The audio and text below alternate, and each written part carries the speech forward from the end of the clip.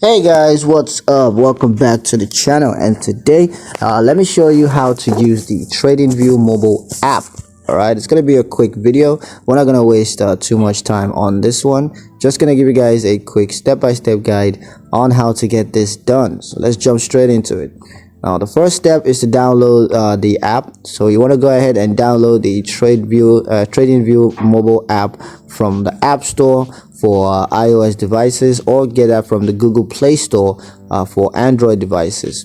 And once you search for the search for the Tradingview mobile app, and once you find it, you want to install that into your device.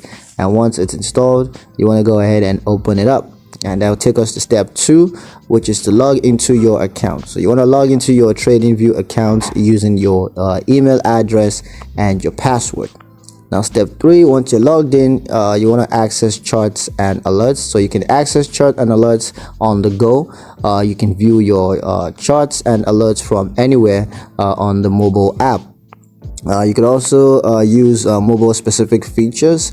So you can use mobile specific features such as push notification and mobile only alerts. So you can do all that on the mobile app.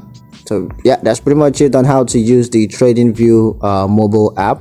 Hope you guys liked the video. Hope you found the information useful enough.